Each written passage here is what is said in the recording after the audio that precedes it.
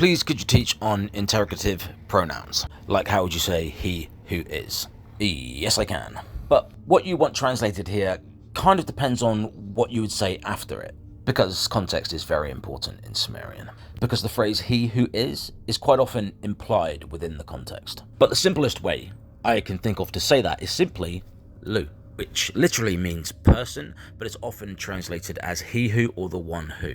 Like in this sentence, lu adea kabi nubae, which means he who is pouring water cannot converse. But if you just wanted to say he who is, you might just add on the enclitic third person copula, so it would just be luam. In some periods, the a might be assimilated to the previous vowel, in which case it would read luum. But there is a more direct way to say this, and the three basic pronouns are who, what, and where. Abba, Anna, and Mea. But let's stick with who for a minute and we'll come back to the others.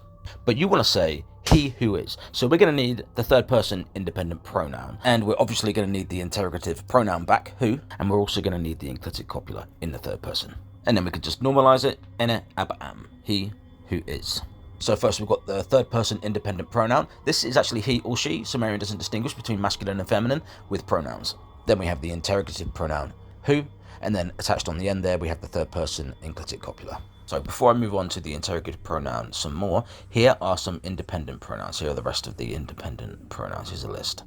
Okay then, back to the interrogative pronouns. So in interrogations, you're going to say things like, who is it, why, how, where, when, from where, to where, things like that. So if you want to say who is it, like from this very peculiar Sumerian proverb, from within a tree a spoon, who is it, or like on this tablet, like on this line right here, who is it that has exerted himself for his son more than I? Not sure if you'll be able to see it on the actual tablet, but here's the line art of it, and it's pretty much what we've already covered, and it's abam.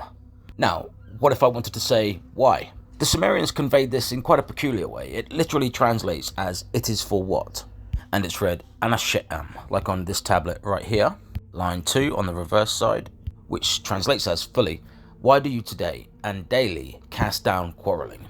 But it's this here, what we're looking at, anashe'am, which means it is for what or why. And on this tablet, this proverb, we have a demonstration of how to say how. This is very similar to the last one. We can see it right here, and it's read ana nyinnam, which literally translates as like what is it, or it is like what, which means how.